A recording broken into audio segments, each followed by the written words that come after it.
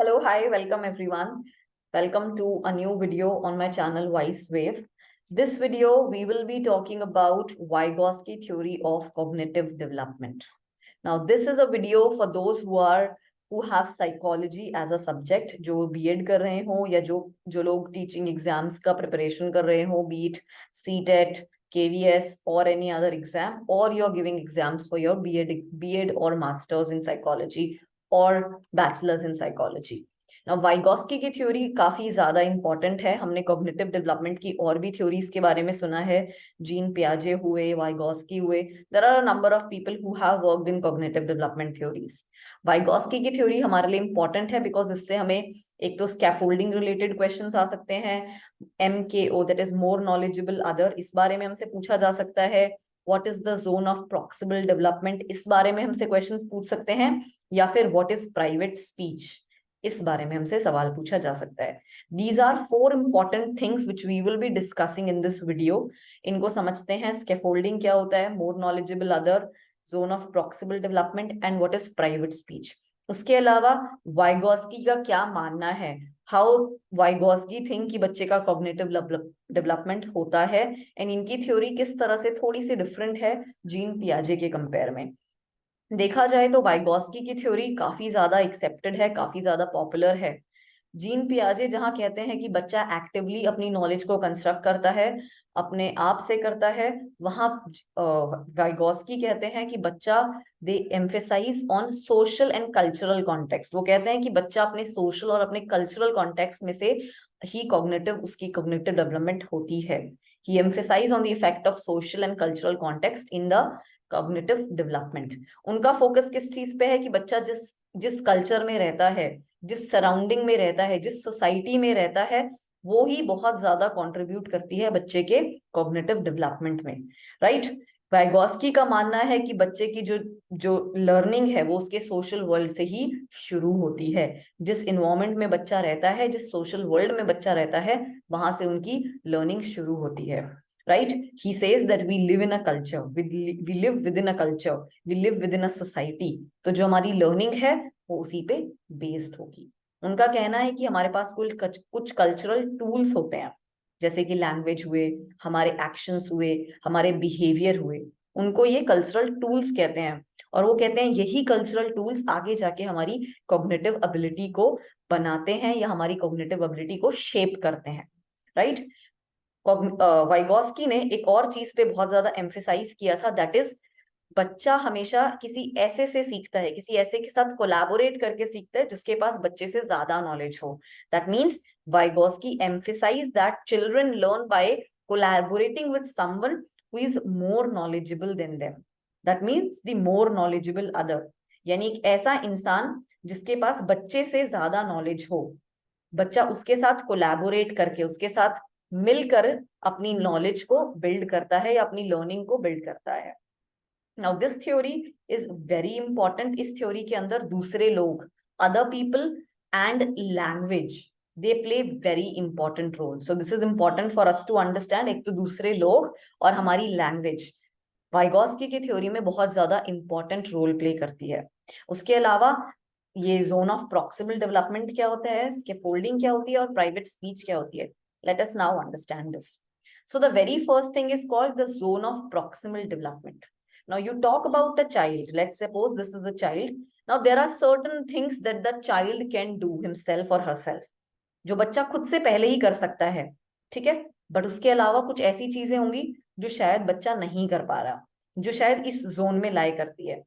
ऐसी चीजें जो बच्चा नहीं कर सकता खुद से। सो ऐसी चीजों को करने के लिए बच्चे को किसी अडल्ट गाइडेंस की जरूरत पड़ेगी, किसी किसी की जरूरत पड़ेगी, किसी ऐसे इंसान की जो बड़ा हो या किसी ऐसे की जिसके अंदर ज्यादा स्किल हो उस बच्चे के कंपेयर में। यानी कि we are talking about more knowledgeable other, right. So यहां तक बच्चे को रीच करने में कोई अडल्ट बच्चे को गाइड करके हेल्प करेगा या कोई ऐसा इंसान जिसके पास बच्चे से ज्यादा स्किल है, they will help the child to reach this part. This is called zone of proximal development. How we can define it? The zone of proximal development is a term for the range of tasks that the child cannot do or cannot master independently. ये वो सारी task जो इस zone के अंदर लाई करती है, all the task और द रेंज ऑफ टास्क जो बच्चा खुद से नहीं कर सकता है, इंडिपेंडेंटली मास्टर नहीं कर सकता है, दे कैन बी लर्न, बच्चा उनको सीख सकता है with some assistance, with some guidance of an adult or somebody who is more skilled, right? This is the zone of proximal development. All right. उसके बाद एक टर्म आता है हमारे पास scaffolding.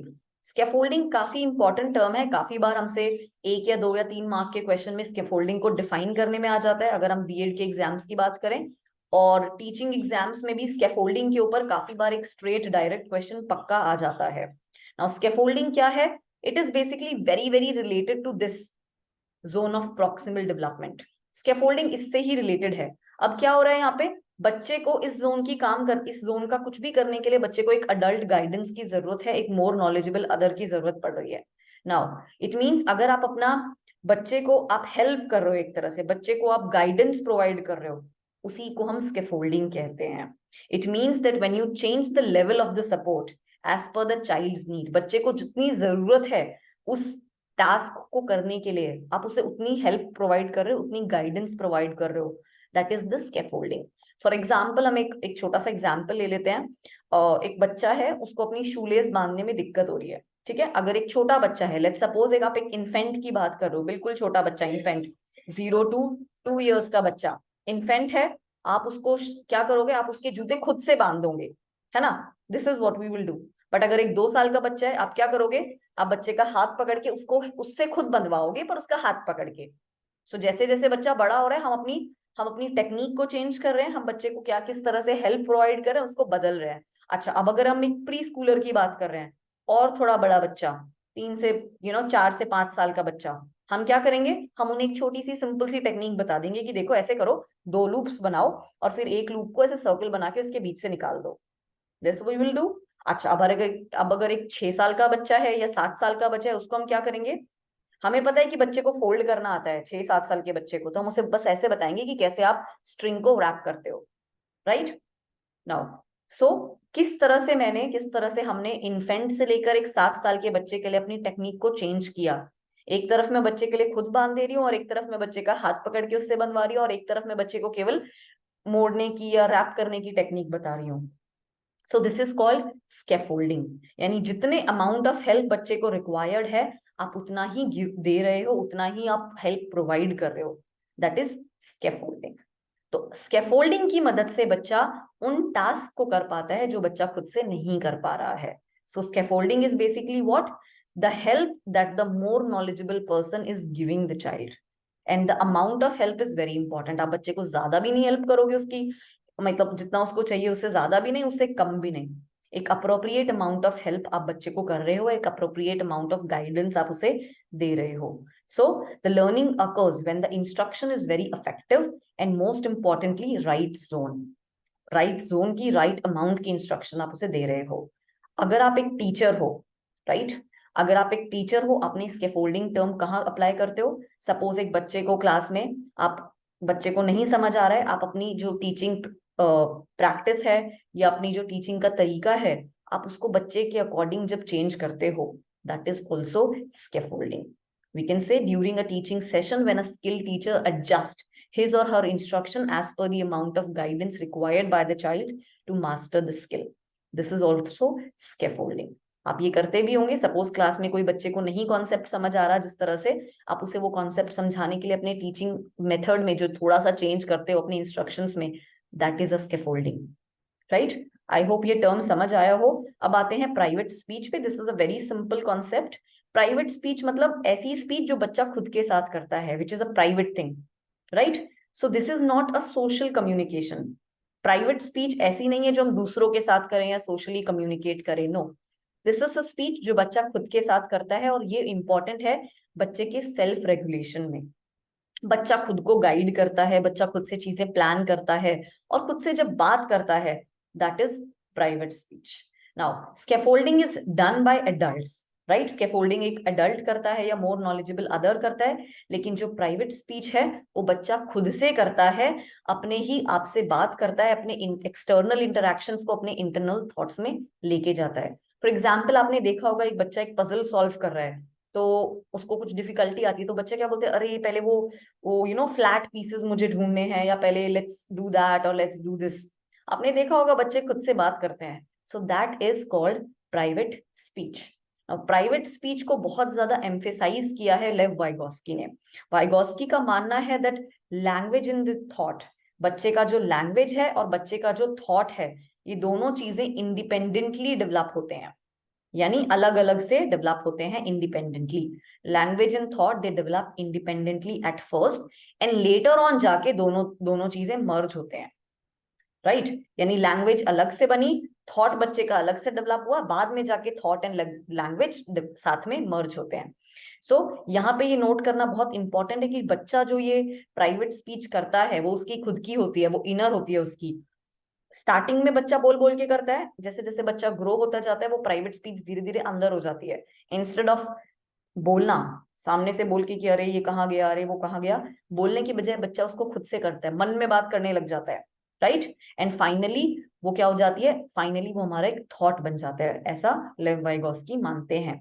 That the gradually the self directed और private speech becomes inner, मतलब धीरे धीरे वो जो हमारी प्राइवेट स्पीच थी, छोटा बच्चा जो बोल बोल के काम करता था, वो धीरे धीरे फिर उसे मन में बोल के करता है, ठीक है। धीरे धीरे स्मॉल स्मॉल मतलब धीरे बोल के करता है, फिर वो बिना बोले करता है, और फिर वो एक थॉट बन जाता है बच्चे के अंदर। वाइगोस्की ने प्राइवेट स्पीच को बहुत ज्यादा एम्फेसाइज किया। उसने बोला है कि बच्चे प्राइवेट स्पीच की मदद से ही एक नई स्किल को परफॉर्म करते हैं या सीखते हैं या डिफिकल्ट चीजों को कर पाते हैं, राइट। उसके अलावा अगर हम वाइगोस्की की बात करें, उन्होंने इसको बहुत ही पॉजिटिव माना है कि देखो बच्चे की जो प्राइवेट स्पीच है वो बहुत ही पॉजिटिव रोल प्ले करती है बच्चे की डेवलपमेंट में, और काफी सारे रिसर्चर्स इसको सपोर्ट भी करते हैं। ऑन दी अदर हैंड अगर हम जीन पियाजे की बात करें, उनका मानना थोड़ा सा अलग है इसको लेकर। जीन पियाजे कहते हैं कि सेल्फ टॉक जो है वो बच्चे की ईगो सेंट्रिक होती है और वो इमेच्योरिटी को शो करती है, यानी छोटे बच्चे करते हैं सेल्फ टॉक तो वो ईगो सेंट्रिक होते हैं। हमने लेवाई को पियाजे के थ्योरी में पढ़ा भी होगा, वो छोटे बच्चों को ईगो सेंट्रिक टर्म वहां पे यूज करते हैं उनके लिए। तो वो कहते हैं कि एक ईगो सेंट्रिक तरह की स्पीच है, और also this is very immature, जैसे जैसे बच्चे बड़े होते हैं, मेच्योर होते हैं, this speech goes away, right. तो वो बहुत ज्यादा एम्फेसाइज करते नहीं है प्राइवेट स्पीच को। So I hope these 4 things are clear to you. Scaffolding क्या है, more knowledgeable other, zone of proximal development and private speech. So thank you for watching the video. If you want me to make more psychology video, please comment down the topics. Thank you so much for watching the video.